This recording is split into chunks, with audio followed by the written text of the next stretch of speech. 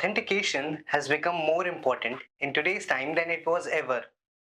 E-commerce is growing, and with this growth comes concerns. Concerns among consumers if they are consuming whatever food or pharma medicines are genuine or not. Today, we are joined by Mr. Ankit Gupta, Managing Director of Holistic and the Vice President of ASPA. Hello, Mr. Ankit, sir. How are you? Thank you. Really good. Thank you. Thank you for having me. So, Ankit, first of all, we would like to know why is authentication necessary in today's times? I think the biggest thing here is social impact, right? So we're talking about one, the fact that people are using their hard-earned money to buy products and they deserve to get authentic products. You do not, as a consumer, want to use or eat any duplicate food or counterfeit medicines, or for that matter, drive in a car which has a counterfeit aftermarket spare part, right, which leads to an accident. So the social implications of using a counterfeit products are very, very high. And then comes economic side of it, which is that the deserving company, which has really created the brand with so much of effort, should truly get the profits and reap the benefits of it, right? Yes. And third, what happens also on the at the macroeconomic level is when a counterfeit product is being counterfeited and manufactured by a counterfeiter, he or she may not be following the right standards of even paying the right salaries, right? So the taxes, for that matter, even taxes are not truly paid by these organizations. So there's a lot of different aspects of the advantages of using and buying anti-counterfeiting solutions for these brands to stop counterfeiting. One thing that our readers always find keen on is where do these counterfeiters disrupt the supply chain? So very interestingly, what happens is one misnomer which people have in the market is that people think that counterfeit product sells separately from genuine products. Unfortunately, in this country, all you need is to pay 100 rupees, as small as 100 rupees to a chotu, if I may call him, in the supply chain, to remove the genuine product carton from the supply chain and put an ingenuine product over there. And that the supply chain continues to move. And what is enabling these counterfeiters? Oh, the incentives are very, very high. Okay. The incentives are very, very high, right? Just imagine, for example, if there's a product in the market getting sold for 2,500 rupees and the true cost of manufacturing from this counterfeit product is just 250 rupees or 500 rupees, then the incentive of he or she to counterfeit is very high. Okay. So it's basically economic. It's basically, for the lack of better word, just greed or lalach. And where does ASPA come in all of this disruption? So interestingly, ASPA started as HOMAI, which is Hologram Manufacturers Association of India, about 25 years back. Over time, HOMAI eventually grew in size and then eventually became ASPA, which is Authentication Solution Provider Association. We're about 80 odd members today, Okay. but growing really, really fast. We actually launched our Middle Eastern chapter. Acha. Right, so ASPA has, in that sense, truly gone global, and now we plan to expand and add members in the Middle Eastern area, Middle East area, to that job. As we expand from just being a hologram association to an authentication and association to a traceability and authentication association, the range is really expanding because it's very, very clear that all these technologies have to work together. Okay. So all these different technologies are going to get combined in some form to solve the problem of counterfeiting.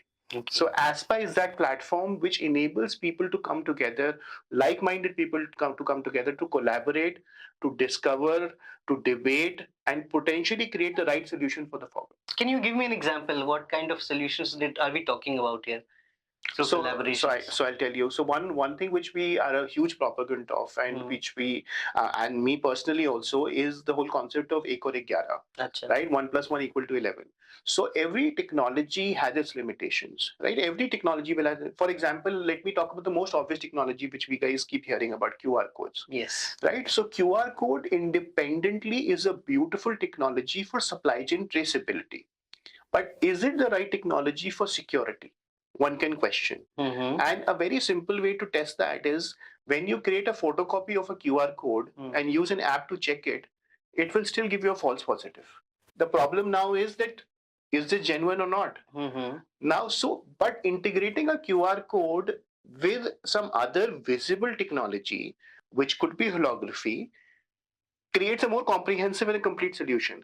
Okay. Right? One thing which I think which we don't want as an Indian is when we talk about Make in India, we don't want Make in India to become Fake in India. Right? So we don't want that stamp on India that India is where you can get fake products. And how our technologies or ASPA is working is to ensure that these brands who truly deserve get what they get, right? And also, authentic products are actually getting sold, not fake products. One other example I can give you for the benefit of all the viewers is the currency note. Why does a currency note have so many technologies? It could have been a very simple printout. Why does it have so many technologies?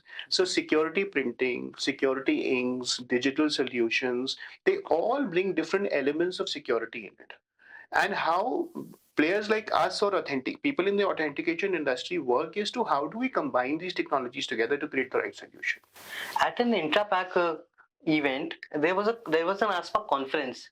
That conference entailed that there should be some sort of incentivization for consumers who are scanning the QR codes or any using the technology. So I'll tell you, incentivization is happening in some different forms. For that matter, if you talk about products which are getting sold in the automotive industry, okay, right?